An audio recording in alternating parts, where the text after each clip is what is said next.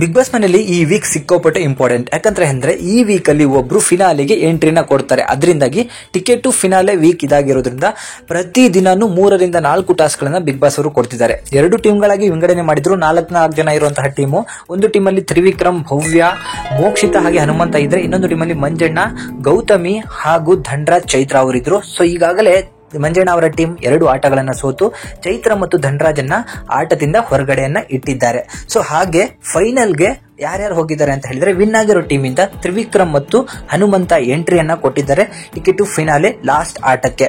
ಹಾಗೆ ಇವತ್ತು 3ನೇ ಆಟ ಕೂಡ ನಡೀತು ಬಿಗ್ ಬಾಸ್ ಮನೆಯಲ್ಲಿ. ಸೊ ಈ ಆಟ ಸಿಕ್ಕಾಪಟ್ಟೆ ತುಂಬಾ ಡೇಂಜರಸ್ ಆಗೂ ಇತ್ತು. ಮತ್ತೆ ಇದನ್ನ ಎಲ್ರು ಕೂಡ ಸಿಕ್ಕಾಪಟ್ಟೆ ಚೆನ್ನಾಗಿ ಆಡಿದ್ರು. ಸೊ ನಿಮ್ಗೆ ಎಲ್ರಿಗೂ ಕೂಡ ಗೊತ್ತಿರುವಂತೆ ಮಂಜಣ್ಣ ಮತ್ತೆ ಗೌತಮಿ ಸೇರ್ಕೊಂಡು ಧನ್ರಾಜ್ ಹಾಗೂ ಚೈತ್ರರನ್ನ ಆಟ ಸೋತ ಕೂಡಲೇ ಟಿಕೆಟ್ ಟು ಫಿನಾಲೆ ರೇಸ್ ಇಂದ ಹೇಗೆ ಹೊರಗಡೆ ಇಟ್ಟರು ಮಾತಾಡ್ಕೊಂಡು, ಅದಕ್ಕೋಸ್ಕರ ಒಂದು ಟಫ್ ಆಗಿರುವಂತಹ ಒಂದು ಟಾಸ್ಕ್ ಅನ್ನ ಬಿಗ್ ಬಾಸ್ ಅವರು ಕೊಟ್ಟಿದ್ರು. ಅದು ಏನಂತ ಹೇಳಿದ್ರೆ, ಇಬ್ರು ತೊಟ್ಟಿಯಲ್ಲಿ ಮಲ್ಕೊಂಡಿರ್ಬೇಕು. ಸೊ ಆಪೋಸಿಟ್ ಟೀಮ್ ಇಂದ ಇನ್ನಿಬ್ರು ಉಳಿದಿರ್ತಾರಲ್ವ, ಅವರು ಬಂದು ತೊಟ್ಟಿಯಲ್ಲಿ ನೀರನ್ನ ತುಂಬಿಸ್ತಾ ಹೋಗ್ಬೇಕು.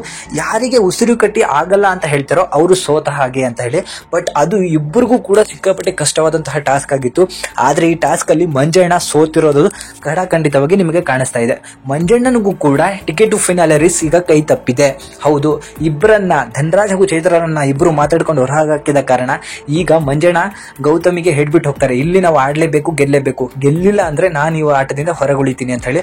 ಅದರಂತೆ ಗೌತಮಿ ಅವರು ಕೂಡ ಈ ಆಟದಲ್ಲಿ ಚೆನ್ನಾಗಿ ಆಡ್ತಾರೆ. ಆದ್ರೆ ಮಂಜಣ್ಣಂಗೆ ನೀರಿನಲ್ಲಿ ಉಸಿರು ಕಟ್ಟಕ್ಕಾಗ್ದೇನೆ ಈ ಆಟ ಸೋತಿರೋ ಕಾರಣದಿಂದ ಟಿಕೆಟ್ ಟು ಫೈನಲ್ ರೇಸ್ ಇಂದ ಮಂಜಣ್ಣ ಕೂಡ ಹೊರಗಡೆ ಬಿದ್ದಾಯ್ತು. ಸೊ ಮಂಜಣ್ಣನ್ಗೆ ಫೈನಲ್ ಒಂದು ದೊಡ್ಡ ಕನಸಾಗಿ ಉಳ್ಕೊಳ್ಳುತ್ತೆ.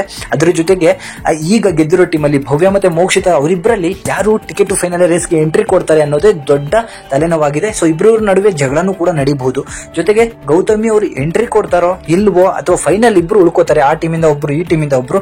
ಸೊ ಅದ್ರಿಬ್ಬರಲ್ಲಿ ಏನಾದ್ರು ಟಾಸ್ಕ್ ಕೊಟ್ಟು ಮುಂದುವರ್ಸ್ಕೊಂಡು ಹೋಗ್ತಾರ ಅಂತಹ ಕಾದು ನೋಡ್ಬೇಕು. So Hanumantha ticket to final ರೇಸ್ಗೆ ಎಂಟ್ರಿ ಕೊಟ್ಟಿದ್ದಾನೆ. ಸೊ ಅವನಿಗೆ ಹಲವಾರು ರೀತಿಯಾದಂತಹ ತಾಳ್ಮೆ ಇರೋದ್ರಿಂದ ಇದಕ್ಕೆ ಸಾಧ್ಯವಾಗಿದೆ. ಅಷ್ಟೇ ಅಲ್ಲ, ನಿನ್ನೆ ಒಂದು ರಜತ್ ಮಾಡಿದ ತಪ್ಪಿಗೆ ಹನುಮಂತ ಟಾಸ್ಕ್ ಅನ್ನು ಕೂಡ ಸೋತ. ಬಟ್ ಅವನ ನಿಯತ್ತಿಗೆ ಹಾಗೂ ಅವನ ತಾಳ್ಮೆಗೆ ಎಲ್ಲೋ ಒಂದ್ ಕಡೆ ಗೆಲುವು ಸಿಗ್ತಾ ಹೋಗ್ತಿರೋದು ನಾವು ಇಡೀ ಸೀಸನ್ ನೋಡ್ಕೊಂಡ್ ಬಂದಿದ್ದೀವಿ.